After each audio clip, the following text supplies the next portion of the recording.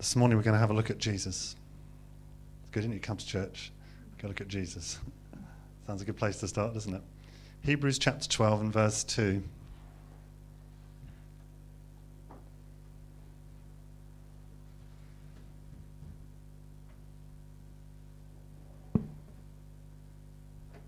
You have to read Hebrews in context to see where this verse sits. If you'd read Hebrews chapter 11, you'd read about the famous roll call of heroes of faith and about how these people did amazing things by faith. And yet they were living on the other side of the new covenant. They were living under old covenant. They were not living under grace, the covenant we live under today, yet they were living by faith. And here they are recorded in Hebrews 11 as people, men and women, living by faith. And then the writer of chapter 12 puts these verses together. It says, let's fix our eyes on Jesus, the author and perfecter of our faith, who for the joy set before him endured the cross, scorning its shame, and sat down at the right hand of the throne of God. What a great place to start, to fix our eyes on Jesus, beholding Jesus, our gaze upon him, fixing our eyes upon him and all he's done. There's so many things that contend for our gaze today, aren't there, to fix our eyes upon, whether it's that really tasty meal, that particular chocolate bar in the fridge that you've been avoiding all week. Whatever it might be, there's something to fix your eyes upon. But the best thing to fix your eyes upon, the Bible tells us, is Jesus. And it tells us why we should fix our eyes upon Jesus, because it says he is the author and the perfecter of our faith. He is the author and perfecter of our faith. You know, we say we believe, we say we're Christians. It's not something men have made up. It's something God has devised, that we become believers in him. Little Christians, that's what they were originally known as, like little Christs, right? In him. He is the author. He's the one who's designed it all. Man has tried to make rules and regulations, but Jesus is the one who's the author of our faith. When we look to him, we're following his design, his instruction, his creation for our lives. We look to him as the author, the one who's created it all. It says in the Bible that we've been predestined before the foundation of the world. We've been loved before the foundation of the world. What is the foundation of the world? What is the world? You know, we're trying to explore new planets and galaxies. What's beyond those? We don't know. Probably a lot more that we don't know. And yet, he is the author of our faith. He's the one that's come and given us the model of faith, the one to follow, the one to believe in, the one to give us life. He is the creator of it. And it also says he is the perfecter. Some translations say the finisher. I like that as well, actually. Not only has he perfected it, but by going to the cross, he's accomplished everything for us. He's finished it. There's nothing more that we need to do. He said at the cross, it is finished. So the work of believing, the work of trusting him is a finished work. There's nothing we can add to it. There's nothing our performance can add to it. There's nothing our performance can do to change it. It's been given to us by grace. He is the finisher of our faith. And it says, who for the joy set before him endured the cross. Now, if you were going to a cross, I'm not sure you'd feel very joyful about it, would you, if you knew you were going to a cross? Because a crucifixion was a horrible means of death that was used in the ancient world. You were nailed to that cross, and you died through suffocation, effectively, because your blood was pouring out of your body, and you were in pain at the same time. How awful. But it says he endured the cross for the joy set before him. And I love the fact that joy set before him was us. He knew that that was going to enable us to be in relationship with him and his Father for eternity. How amazing is that he did that? He hung on that cross for us, endured that joy, for the joy set before him, thinking about you and me. You know, if you feel sometimes you don't feel very significant, you feel in a grand scheme of the universe or just in the world sometimes, you just feel like you're just a face, you feel quite lost, just know that Jesus hung on the cross for the joy set before him. That joy was knowing about you. How incredible that is to know that he did it for you. You're that special to him. And it says he sat down at the right hand of the throne of God. Having done all this, he sat down, that's where he is today, seated at the right hand of the throne of God. Here is Jesus at the right hand of the throne of God. You see, we can be so preoccupied about the thing that we want, can't we? Whether it's healing, whether it's faith, whether it's joy, whether it's hope, we can become easily preoccupied with those things that we're asking God for, as we've been talking about this morning, about prayer and about unanswered prayer as we see it at the moment. And we can get so fixed on that rather than resting in the finished work of Jesus, all that he's done for us, being preoccupied with him. And in fact, actually, the more we are preoccupied with him and his grace towards us, God sees that as faith. Isn't that amazing? He sees that we love him so much, we're preoccupied with him. That is faith, isn't it? Because our lives are given over to him. It's not faith that we kind of have to work up and think, I must have more faith. I'll grit my teeth, I'll have more faith. I've got to have this faith. It's believing what Jesus has done is for you. Believing his grace is for you. Being preoccupied with him. And that is faith. Is it not? It is, isn't it? So we're going to have a look at Galatians chapter 2 and two verses, or one verse particularly I'm going to have a look at this morning. This is Paul writing about the law and grace, as you may know from Galatians. And it says in chapter 2, verses 19 through to 21, "For through the law I died to the law, so that I might live for God. I have been crucified with Christ, and I no longer live, but Christ lives in me. The life I live in the body, I live by faith in the Son of God, who loved me and gave himself for me. I do not set aside the grace of God, for if righteousness could be gained through the law, Christ died for nothing." So how do we see the cross? How do we see the cross? Is it a positive thing or is it a negative thing? I'll tell you a little story here. There's a boy struggling with his maths. Anyone struggle with maths at school? Yeah. It's funny, maths seems to be the subject, maths or science, isn't it? So his parents sent him to this special evening class at a local Christian academy, thinking this is going to do the job. And to their amazement, this boy achieved straight A's in his maths. They could not believe how he'd managed to do that. And when they asked the boy, "Why has that made such a difference to you? What has happened?" And the boy said this: "These people don't fool around about maths here at this academy. On the wall, they've got a picture of some guy nailed to a plus sign." Lovely story, isn't it? Got it? It's a good one, isn't it? It's not mine, it's not original. It's funny though, isn't it? Let's look at verse 20 of Galatians 2. I want to look at two parts of it. I think we've got the whole verse up here at the moment. Paul says, "I've been crucified with Christ, I no longer live, but Christ lives in me. The life I live in the body, I live by faith in the Son of God, who loved me and gave himself for me." That first part I want to look at first. I've been crucified with Christ, and I no longer live, but Christ lives in me. Christ lives in me. It says in Colossians 2, verse 9, if we can just look at that. "For in Christ all the fullness of the deity lives in bodily form." So all the fullness of the deity lives in Christ in bodily form. And then Colossians 1:27, also have a look at that too. "To them," that's talking about us, "God has chosen to make known among the Gentiles the glorious riches of this mystery, which is Christ in you, the hope of glory." Jesus living in me. How amazing is that Jesus lives in us. Paul says, "I've been crucified with Christ. I died with him on the cross. That was my old life. I no longer live, but Christ lives in me." How incredible that is, that Christ lives in me. Now what I want to do now is a little illustration. I'm not trying to improve on Brian's illustration. We're sort of vying for illustrations, aren't we? But I need two volunteers. Becky, would you come and help me? And Flora, would you come and help? I'm not going to make you do anything silly. I promise. Are they looking worried? Oh, they are, aren't they? Becky, would you mind just pouring the water into the bowl? Yes, that's... Yeah, fill it up if you can. I think there should be enough to fill the whole bowl, hopefully. You want the whole lot? Yes, please, yes. Unless I've miscalculated, in which case you're going to have a flood. No, keep going, right to the top. Go on, be risky. Whoa, I think you've done that. That's it. Yeah, that sounds good. Right. Okay, just move that over there, because that's finished for the moment. Okay.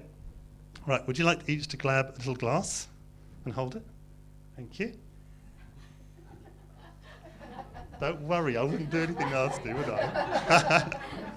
It's the anticipation, isn't it, really? You're going to remember today, aren't you? So, illustration. We have a bowl of water. Imagine the water is Jesus, all right? Okay, it's a thing to imagine, but imagine that water is Jesus, all right? That is who he is, that sums him up. I mean, we can't contain him, but just for your imagination, imagine Jesus is the water in that bowl, okay? Now, the little cups that Becky and Flora have got, you just want to hold them up so people can see them. Imagine that is you, right? Imagine that is who you are, all right? That sums you up, okay? Becky, would you like to put your glass in the water? Becky? Yeah, go on. Good when it's glass, it sounds good, doesn't it? So, the glass has disappeared. Flora, would you like to put your glass in the water now? Brilliant. That is us in Christ. Isn't that powerful? Our lives in Christ. All that he is in us. We're permanently in Christ. All that he is, all he has, is in us. Flowing in us. Daily, constantly, forever, every day. And we're in this ocean of who he is. I mean, we can't contain it. We haven't got a bigger bowl to do it. So that's the biggest one I could find. But that is us in him. Think about it for a minute. Just think about the implications of that. God put us in him, who he is. All that he is in us. All his love, power, grace, truth, healing, everything about him is in us. And not just for one occasion, but forever. A constant supply of his love and his grace and his power into our lives. Flowing in us. Christ in us. Christ living in us. The one in whom the fullness of the deity lives is living within us. Terrific, isn't it? Thank you, Flora. Thank you, Becky. See, it wasn't that bad. Give them a clap.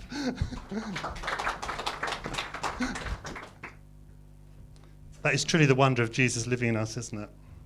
His life is flowing within us.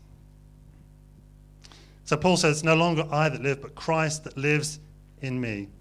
And then he goes on to say in that verse, the life I live in the body, I live by faith in the Son of God who loved me and gave himself for me. The life I live in the body. So the life I'm living now with Christ in me, I live by faith in the Son of God who loved me and gave himself for me. If we have a look at that verse in the King James and the Authorized Version, it's slightly different. And I think it gives them a different angle on this. It says, I have been crucified with Christ, nevertheless I live, yet not I, but Christ liveth in me. And the life which I now live in the flesh, I live by the faith of the Son of God. Can you see the difference? I live by the faith of the Son of God, who loved me and gave himself for me. I don't live it by my faith. I live it by the faith of the Son of God. My focus is upon Jesus. It's not upon my faith. It's upon him. And I think that's really important because we can get so hung up with how much we believe and whether we've got faith, but our faith is in him, what he's done, where we are right now in him. The faith of the Son of God who loved me and gave himself for me. We read that verse in Hebrews that he gave himself for us and he loves us and our lives are now hidden with him. So that's how we live our lives, in the fullness of him who's given himself for me. All that fullness of the Godhead, all the fullness of the perfect manhood of Jesus, the Son of God, has been embodied in Jesus and now stands as a summing up of all that man needs. So all that we need is in Christ, who's 100% man and 100% God. It's important. He's referred to as the Son of God, the Son of Man. It's the power of God in him, the fullness of manhood in Jesus. So whatever we need, his spirit is all our spirit needs. He gave us of himself. He's given us of himself. His body possesses all our body needs. His resurrection life gives us all the life we need. That word for resurrection is Zoe, which is life as God has it. So the life that he has is all that we need. His mind is the mind that we all need. The mind of Christ. His is the mind that we all need. It says in 1 Corinthians 2 verse 16, but we have the mind of Christ. It doesn't say you might have, or some days you do, or occasionally you might. It actually says we have the mind of Christ. Why do we have the mind of Christ? Because we are in him. And if we are in him, we have his mind. Is this a revelation, or I'm telling you something you think, oh, this is great, I knew this already? Move on. Think about it. It's incredible, isn't it? A mind full of peace and wisdom in Christ. I want to finish with something. Have you heard of somebody called Albert Benjamin Simpson? Good. I'd be really amazed if you had. I'd be very impressed if you had as well. He's a guy that lived between 1843 and 1919. So it's a long time ago. You won't remember him then, obviously, unless you read about him. He was one of the most important Christian workers of his day. He was an ardent soul winner, and he was active in raising up new believers and training Christian workers. He wrote over 70 books on the Bible and the Christian life. His many hymns and poems are full inspiration of truth. And he was the founder of the Christian and Missionary Alliance. All that, and you didn't know anything about him. Isn't that sad? But you're going to know now. He wrote a pamphlet about Jesus called Himself. And this very subject we're talking about this morning, and about Jesus being all that we need. That our lives are hidden within, and we live in him. And he was struggling with a few things. And this is what he wrote. He was talking about his physical body here. And he says, then the body broke away in every sort of way. I always worked hard, and from the age of 14 I studied and laboured and spared no strength. I took charge of a large congregation at the age of 21. I broke down utterly half a dozen times, and at my last constitution was worn out. Many times I feared I should drop dead in the pulpit. I could not ascend any height without a sense of suffocation because of a broken heart and an exhausted nervous system. So you've got some real problems, obviously. I had heard of the Lord's healing, but I struggled against it. I was afraid of it. I've been taught in theological seminaries. As a Freudian slip, wasn't it? For those of you listening on YouTube and our website, it was theological seminaries. There are many good theological seminaries, though you might think they're cemeteries. That at the age of the supernatural was past, and I could not go back from my early training. My head was in my way, but at last, when I was brought to attend the funeral of my dogmatics, I love that phrase, he was brought to attend the funeral of his dogmatics, right? The Lord whispered to me a little secret, Christ in you. And from that hour I received from him for my body, as I had done from my soul. I was made so strong and well that the work has been a perfect delight. But the Lord did not merely remove my sufferings, it was more than simple healing. He so gave himself that I lost the painful consequences of physical organs. That is the best health he gives. I thank the Lord he keeps me from all morbid physical consciousness and a body that is the object of anxious care, and gives a simple life that is a delight and a service for the Master, that is a rest and joy. Basically, God healed him when he realized it had all been done for him in Christ. The words that Jesus said, that he took all our sicknesses and infirmities. He realized that Jesus had done that for him. It wasn't dependent upon him working up enough faith to believe it, just knowing that Jesus had done that for him made an impact upon his life and his thinking and changed him enormously. When we look to Jesus, things happen in our lives. And I want to encourage you to look to Jesus. Look to him. Know who you are in him. Know that your life is hidden with him. You are immersed in him, saturated with him. There's that constant flow of his power and his grace and his love and his healing power in your life every day. That Jesus did all that for you. He didn't just do it for some people and others in half measure, and then perhaps just a little for you when you're feeling spiritual. He did that completely for you. When he hung on the cross and said, it is finished, it was a completed work. There was no cutting of corners. There was no shortchanging you because you think you're not significant. He did it for you 100%. And because he's 100% God and 100% man, all that you'll ever need is in him. All that we ever need is in him, whether it's physical, whether it's spiritual, whatever it is, it's in him. Isn't that wonderful? So I encourage you to look to Jesus. He is the author. He is the perfecter of your faith. He's the one you want to fix your gaze upon today and every day.